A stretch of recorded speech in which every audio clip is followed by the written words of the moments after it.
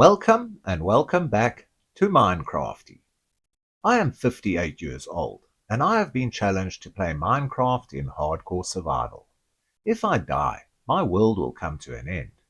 How long do you think I'll survive? Well, here I am, surveying the sea of lava I finally managed to cross last week in pursuit of the geode. As you can see, I picked up 10 diamonds while getting across. Isn't that fantastic? I do need a new diamond pickaxe, and maybe if I enchant it I can get fortune or even silk touch. With silk touch I can harvest the emerald block I found mining for raw iron. On the other side you can see the torch I placed, and further up there in the darkness the geode I'm after. And as you can also see, I'm surrounded by a deep dark biome. There's plenty of skulk, some skulk catalysts, and over there's a skulk sensor. No skull creakers so far, thank goodness for that. I don't need to deal with a warden right now. Let's go across and figure out what's the next step. Yes, see the droplets of lava? I'm directly under the lava lake. This is where I broke out. I'm going to have to clear out a little safe zone I can retreat back to if I come under attack. I haven't seen a single mob here in all the time I've been looking, but that doesn't mean anything. I'll have to be super careful and ready to fight.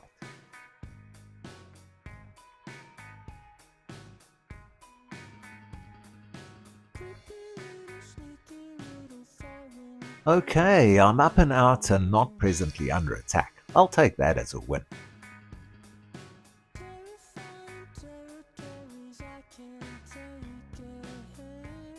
I believe in the shotgun approach to placing torches. Scattering them around makes the zone I'm in much safer. So, the first thing I see is the far wall is further back than I expected, and I can't see the geode from here.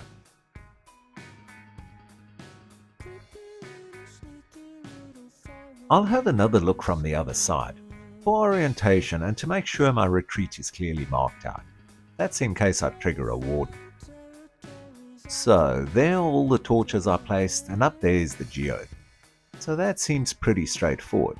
Approach the back wall, tunnel upwards, sideways and back, and presto, I should hit the geode.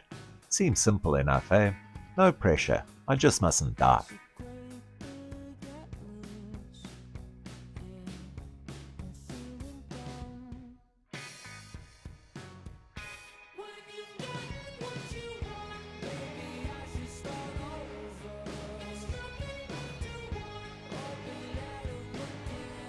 Oh no, I have triggered a skull shrieker. I'd better retreat. You technically get 3 chances before you get a warden, but I can't really take that chance right now. Discretion is the better part of valor. I don't want to die by making assumptions. Okay, crisis averted, no warden this time, and now I know where the shrieker is, and I can avoid it.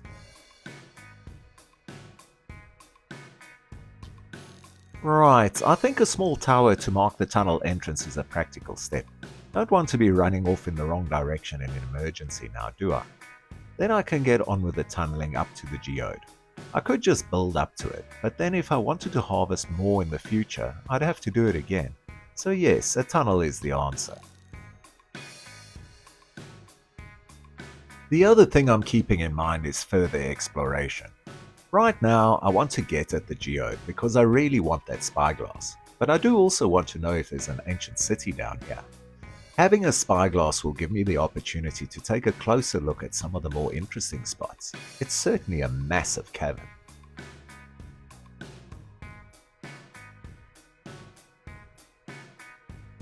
I wonder if I'm on track. I'm sure it must be here somewhere, but it might take me a while to find it, or I might just get lucky. Little exploration tunnels are an answer. I know it's nearby, somewhere close. Look, that's calcite, and calcite means I've found the geode. How cool. Let's take a look.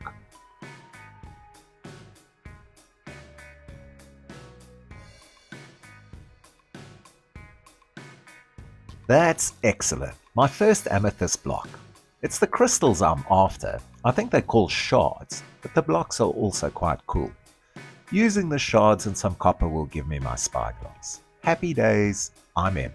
That spyglass is finally mine.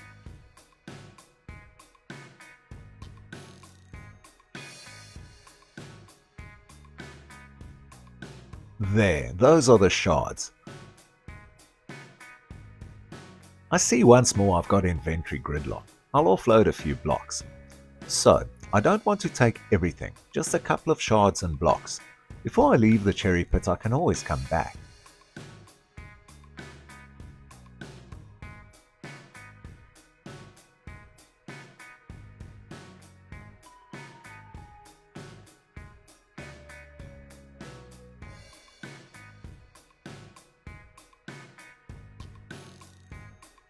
Oh, look over there, it's a solid block of raw iron. That's also quite cool.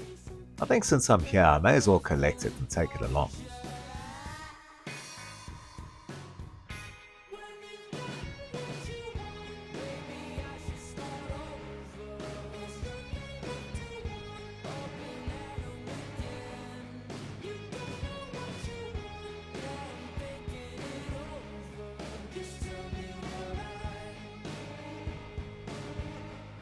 Got it. So, I think that's about it. I've got what I came for, so now I can head back to the cherry pit and craft my new spyglass. I've got one more stop I want to make on the way. Yes, remember I said I wanted lava and obsidian? As I said, this is also my future nether portal collecting trip. Well, goodbye Geode. If I need something more from you, I'll be back. What an interesting adventure just getting to it was. So many twists and turns and obstacles and dead ends, but we got there in the end. And now I can also clear out some stuff from my inventory. Make space for buckets of lava and obsidian. Let's get it done.